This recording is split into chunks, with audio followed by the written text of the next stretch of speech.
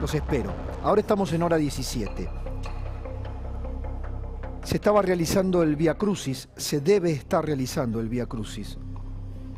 Ahí está, imágenes en vivo, en este momento, con las velas encendidas, el Papa Francisco, nuestro Jorge Bergoglio.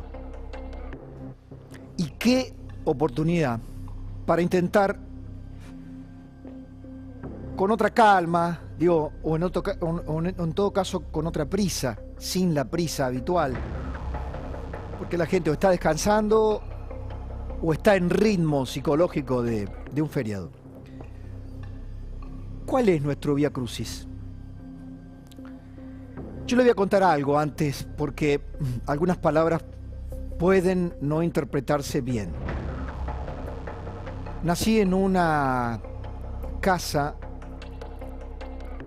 católica, con una práctica de la fe católica apostólica romana. De chico iba con mi abuela Blanca Natividad, así se llamaba, mi querida abuela Pocha, a misa. Ella era la que me llevaba de chiquito. Tomé la primera comunión, hice la confirmación en la iglesia Corazón de María de mi Alta Córdoba natal. Luego me casé por iglesia, bauticé mis hijos. No soy un buen católico. He cumplido con los ritos católicos. Y en esta tarea de estar para decir y no para callar, porque para callar saldría inmediatamente de cámara, propongo que pensemos qué tiene que ver algunos preceptos que vienen de la Iglesia Católica, que toman o se enraizan en nuestra cultura, en nuestro aprendizaje, en nuestras enseñanzas, y después terminan en un producto general de la sociedad. ¿Qué tiene que ver, por ejemplo, la pobreza del 42% con aquello que bienaventurados los pobres, porque de ellos es el reino de los cielos? Si la pobreza es una virtud, ¿la riqueza es un pecado? Si la riqueza es un pecado, ¿cómo gestionan aquellos prósperos practicantes del catolicismo cuando van a las parroquias, a las iglesias de nuestra Argentina, dejan buenas ofrendas en su parroquia, contribuyen con la iglesia, forman parte del sostenimiento económico de toda esa estructura que le rinde tributo a San Pedro? ¿Cómo disocian las enseñanzas desde los púlpitos de aquello que el pobre es el primero, que la pobreza es una bandera, que la pobreza es un privilegio, que la pobreza y el pobre es el modelo y el rico es sinónimo de pecado, de lujuria, de algo reprochable? Junto con eso, la filosofía es el capitalismo, el neoliberalismo, la ambición de poder, las ansias desmedidas. Hay un discurso del Papa Francisco que tiene una formación muy arraigada con esto. Nuestro calvario, vengo a ofrecer esto, nuestro calvario es el pobrismo, o uno de nuestros calvarios es el pobrismo. ¿Sabe? El Vía Crucis nos remonta a las 14 estaciones en donde Cristo fue martirizado. El martirologio de Cristo hasta llegar al Monte Calvario o al Gólgota, como se lo conoce. Ese martirio representa el sufrimiento previo a la crucifixión. Después llegará la resurrección en el domingo de Pascua. Mañana será el sábado de gloria. Ahora, la palabra calvario, martirio, que también forman parte de nuestro lenguaje, fíjese si no forman parte de esa realidad tan tenebrosa que hemos estado tocando esta semana. La pobreza que nos humilla, los jóvenes que nacen pobres, 6 de cada 10 nacen en un hogar pobre. De la pobreza se nutre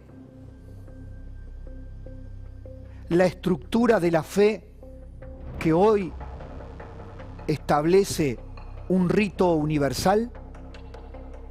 ¿La pobreza es un objetivo? ¿Es el objetivo de nuestra fe? Ya sé que es algo profundo, que es algo debatible o no. El dogma de la fe no se debate.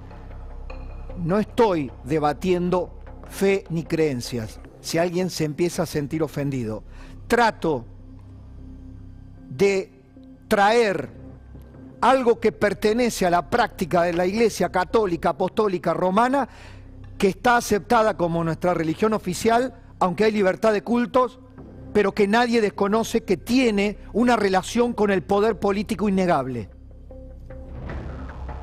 Desde que tenemos un Papa argentino, tenemos una lucha interna entre los que sostienen que el Papa es universal y para nada se está ocupando de la Argentina, no ha venido a este país, a su tierra.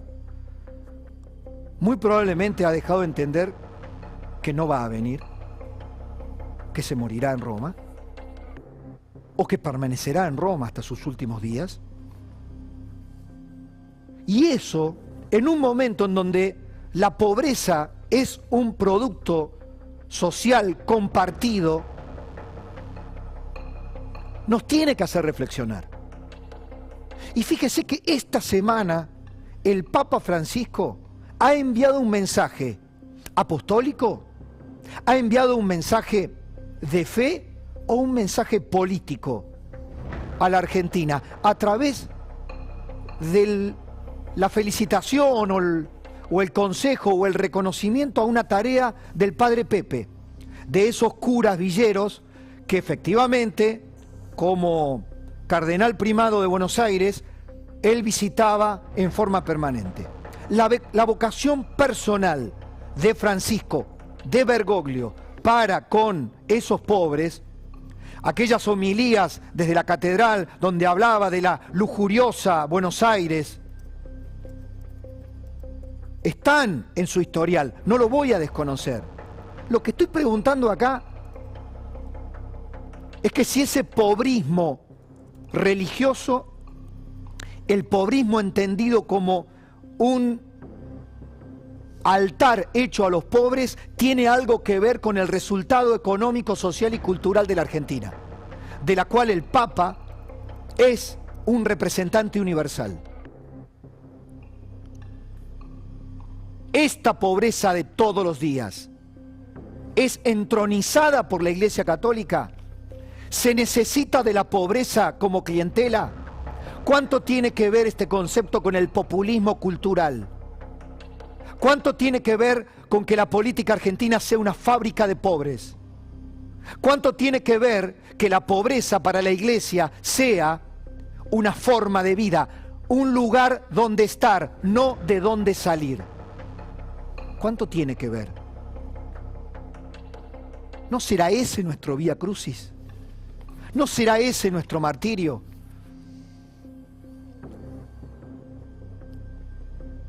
El Papa Francisco decía esto, escuchen bien, de los soberanos, de los políticos, de escuchar al pueblo, la voz del pueblo. Escúchelo. Estamos acostumbrados a tomar decisiones sin consultar al pueblo. Algunas decisiones trascendentes, sea para la vida parroquial, cuando el párroco no consulta al pueblo, sea en la vida provincial, cuando el gobernador no consulta al pueblo, sea en la diócesis, cuando el obispo no consulta al pueblo, sea en la nación, cuando las autoridades no consultan al pueblo, incluso para leyes importantes y discutidas respecto a la moralidad. y el pueblo es el gran ausente. El gesto del padre Pepe de haber gatillado este recurso de consultar al pueblo. El pueblo es soberano. Los gobiernos no son soberanos siempre, son delegados del pueblo. La autoridad le viene de Dios a través del pueblo. Los gobiernos, hablando sin ofender, aunque yo como gobernante, somos oficinistas de lo que Dios nos manda a través de los que nos delega. Cuando falta la consulta al pueblo, falta soberanía. Se puede interpretar mucho más prácticamente que esto es un mensaje, un tirón de orejas a la Argentina, al gobierno de Alberto Fernández, por la ley del aborto. Tal vez por no haber hecho una consulta popular. Ahora, este concepto de el pueblo es soberano, y no siempre los gobiernos son soberanos cuando no escuchan al pueblo. ¿Quién es el intérprete del pueblo? Francisco dice: somos oficinistas de Dios, del mensaje, y nosotros lo interpretamos. A mí me toca ser oficinista, a los políticos también.